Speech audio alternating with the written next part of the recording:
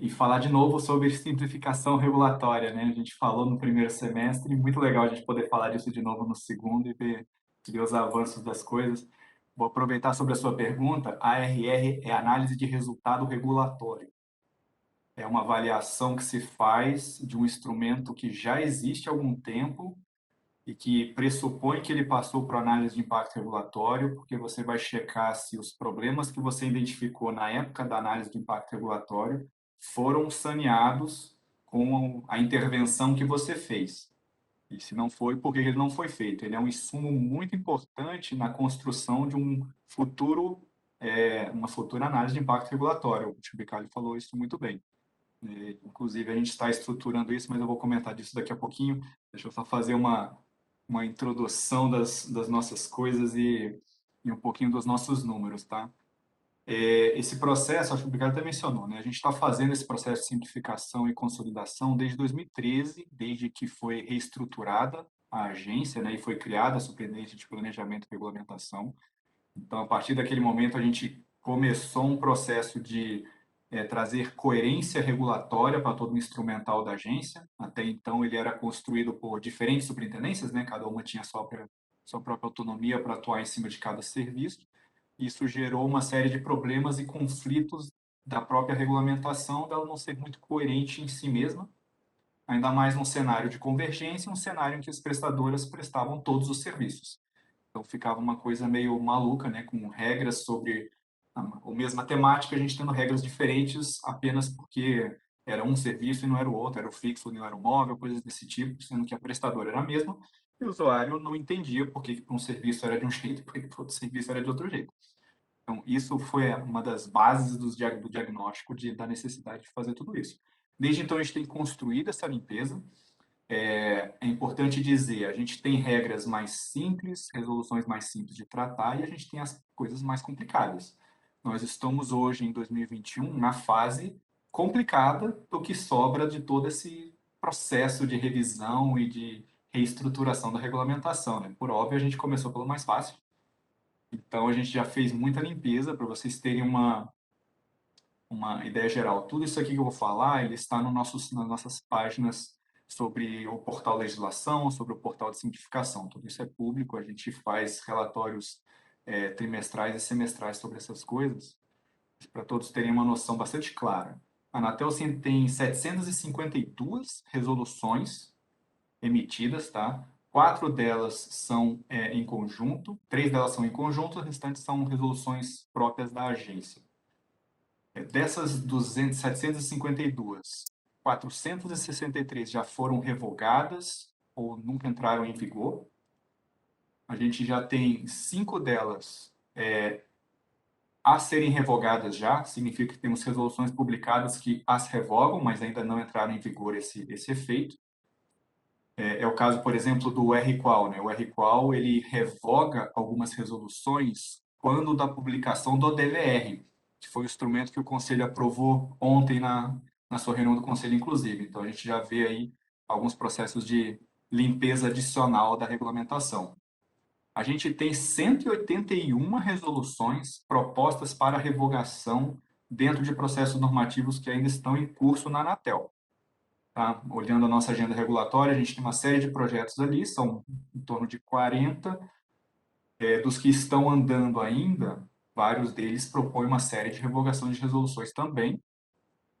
No total, aqui é sempre bom ter uma noção de... E o resultado de tudo isso, né? Onde é que vocês estão querendo chegar depois que tudo isso for feito? A gente estima ter menos de 100 resoluções em vigor ao término desse processo. Quando é que esse processo vai acabar? Ou pelo menos esse primeiro grande ciclo de revisão da regulamentação setorial, ele deve acabar com a conclusão da atual agenda regulatória. Isso deve se dar ao final de 2022, pelo menos esse é o nosso cronograma de trabalho, é como está tudo planejado junto ao Conselho Diretor, inclusive em função da agenda regulatória. Então, em princípio, né, acontecendo da forma que está planejado, teremos em torno de 90 e alguma coisa resoluções em vigor para o setor de telecomunicações. O que a gente tem ainda no forno, por exemplo, ou que está em debate ainda nos projetos, para se ter uma noção? A gente tem hoje 290 resoluções em vigor ainda, né? Com todo esse processo, a gente deve chegar a em torno de 90 ao final. Mas, por exemplo, o projeto de revisão do PDFF de 2021, que está no Conselho Diretor já para aprovação final. Ele é um projeto que vai revogar em torno de 40 resoluções. O projeto de guilhotina regulatória, que a gente falou algumas vezes, e aqui é até bom diferenciar, eu acho que o Bicalho comentou isso um pouco, inclusive. Qual que é a diferença dessas coisas? A gente tem a guilhotina regulatória como um instrumento, como um dos projetos da nossa agenda regulatória, para uma simplificação mais soft, no sentido de remover regras que são já muito obsoletas, que não fazem sentido, que não existe grande ou nenhum debate, na verdade, sobre a necessidade de manutenção ou retirada dela, coisas desse tipo. Então, esse é o projeto guilhotina regulatória que existe na agenda. Às vezes confundem esse termo com uma coisa muito mais ampla, né, e com um projeto muito maior. O projeto de simplificar a regulamentação, que é o projeto grande. E ele compõe tudo isso. A guilhotina está dentro desse projeto, as temáticas setoriais todas estão dentro desse projeto. Então, o RQual foi a temática qualidade dentro do projeto de simplificação regulatória geral. Ele materializou a temática qualidade no instrumento só e toda aquela parte de simplificação que ele trouxe. A gente tem um projeto grande que é o que finaliza esse primeiro ciclo, que é o de simplificação de serviços de telecomunicações. Ele é um projeto que já está no conselho, ele vai para consulta pública ainda. Ele tem muitas temáticas dentro dele, porque ele é exatamente o wrap-up, né? Ele é a finalização dos debates das temáticas regulatórias setoriais. Então, ele debate os serviços, como é que eles se relacionam, se a gente deveria simplificar os próprios conceitos dos serviços de telecomunicações. É dentro desse projeto que existe a discussão, por exemplo, do sandbox regulatório, que foi mencionado anteriormente também, né, de como a gente institui esse mecanismo para o setor de telecom. Seria muito interessante a gente poder ter instrumento para poder testar modelos de negócio de forma mais ágil, né, e de forma legítima, né, dentro do setor, para permitir que as coisas possam de fato serem avaliadas e testadas dentro de um ambiente mais controlado.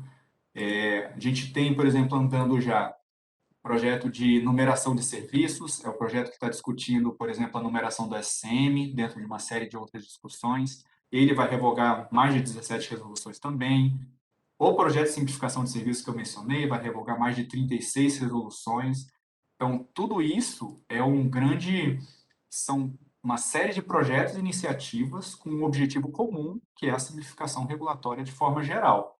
Né? Às vezes as coisas não acontecem no tempo, né, ou na necessidade, às vezes a gente fica muito ansioso com as coisas para elas acontecerem. Eu reconheço o processo regulatório, né, o processo de criação regulamentar.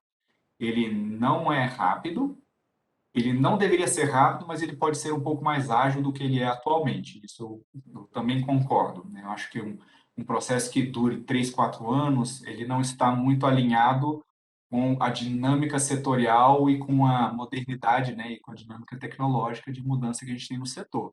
Mas também não acredito num processo regulatório de um ano. Eu acho que ele não abre espaço suficiente para o debate público que é necessário e para o amadurecimento necessário das ideias. Mas eu concordo que 3 ou 4 também também não é um passo muito adequado.